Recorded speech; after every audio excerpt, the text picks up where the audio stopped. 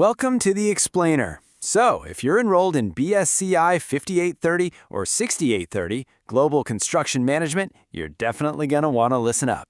Consider this your official, top-to-bottom briefing for your final project, the Smart City Field Evaluation. You are about to embark on an absolutely incredible study abroad program, and what we're going over today is the academic backbone of your entire journey. Okay, let's dive into this. Are the world's most famous cities actually smart, or just really good at marketing? That's the million-dollar question, isn't it? As you prep for your study abroad mission, traveling all the way to Japan and Spain, you'll be hitting up 4 iconic cities: Tokyo, Kyoto, Barcelona, and Valencia. But here's the catch. Your job isn't just to play tourist. We are sending you in as evaluators. You need to figure out if these globally recognized hubs are actually integrating smart tech into their urban fabric, or if they just have a really stellar PR team. Basically, is it fundamentally smart, or is it just branding?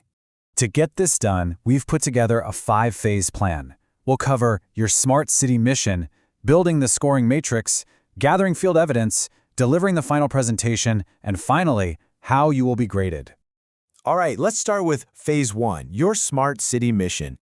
The primary goal of this whole mission is for you to develop a highly critical eye. By the end of this project, you've got to be able to tell the difference between a genuinely smart city system and superficial tech branding. I mean, think about it. Anyone can slap a QR code on a bus stop and call it smart, right? But a truly meaningful smart city system? That depends on actual physical infrastructure. It relies heavily on construction delivery, operations, maintenance, governance, and long-term lifecycle planning. As future construction management professionals, your objective is to look right past that digital flash and evaluate the concrete reality. Execution really boils down to 5 specific deliverables. Step 1, you'll build your scoring matrix. Step 2, you'll gather visual evidence out in the field. Step 3, you'll analyze the city results. Step 4, synthesize all of that into your final presentation. And Step 5, complete your surveys. Moving right along to Phase 2, building the scoring matrix. Your baseline evaluation tool is going to be a rigorous 1 to 5 scoring scale. And you are going to apply this exact same matrix to all 4 cities. Why? Because that is quite literally the only way to ensure your city-to-city comparisons are actually fair and consistent. Let's break that down. A score of 1 means a smart feature is limited, isolated, or maybe just emerging. A 3 might mean it's integrated, but only in select areas. A score of 5, though?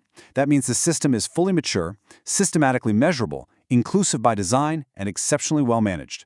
You absolutely need to know exactly what these scores mean before you even step off the plate. Now, your matrix has to contain 5 to 8 specific criteria. And the golden rule here? It must be so clear that another team could pick it up and use it without having to call you for help. For example, you might evaluate mobility and access, looking closely at pedestrian networks, or energy sustainability, hunting for integrated EV charging. Other great targets include data services, resilience, infrastructure management, governance, and, importantly, equity. You have to ask yourself, are these smart services usable by everybody or just tech-savvy tourists? Which brings us to Phase 3, gathering field evidence. I want you to burn this magic number into your memory right now, 12. Across your travels, you need to collect an absolute minimum of 12 documented features. Mathematically, that breaks down to at least 3 smart city features in each of the 4 cities. If you come back with, say, only 2 features for Kyoto, your mission is officially incomplete.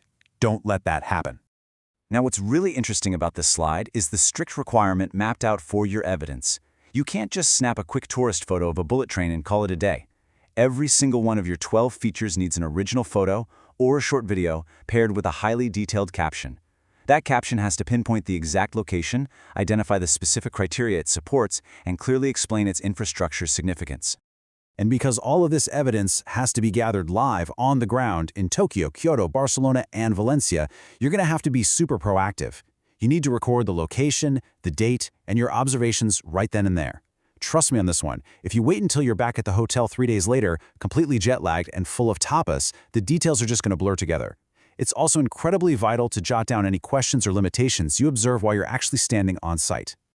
That brings us to the absolute golden rule of your field investigation. Your scoring must be evidence-based.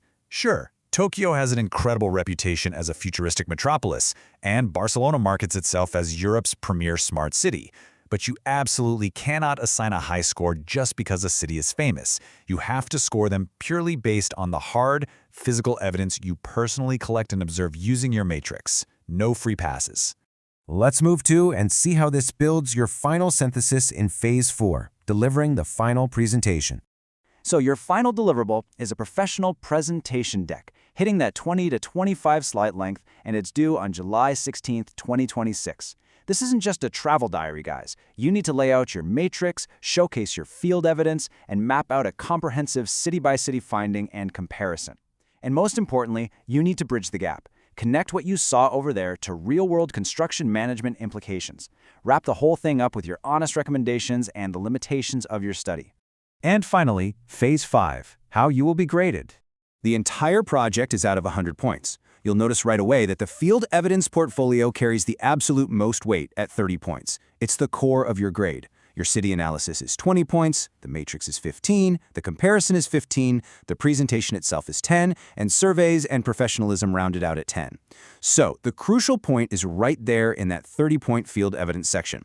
Your photos need to be strong, yes, but your captions must flawlessly and clearly connect your visual evidence back to your established criteria. If that connection is weak, your score is going to reflect that. Now don't sleep on those 10 points for survey completion and professionalism. These are easy points to secure, but they're absolutely critical. You've got to complete your Smart City Knowledge Survey both before you depart and after you finish the project. This category also covers field conduct, teamwork, and photo ethics. That means absolutely no photographing restricted areas or private security systems. Ask for permission, follow the site rules, and act like the true professionals you are out there. By sticking to these guidelines, you are going to do some truly incredible work. But I want to leave you with a thought to carry with you on your flights to Japan and Spain. When you finally stand in front of the class on July 16th, how will this mission have changed your perspective on global construction? You're not just out there scoring cities. You are looking at the actual future of human infrastructure. Go out there, gather the hard evidence, and discover what makes a city truly smart. Thanks for tuning into this explainer, and best of luck on your field evaluations.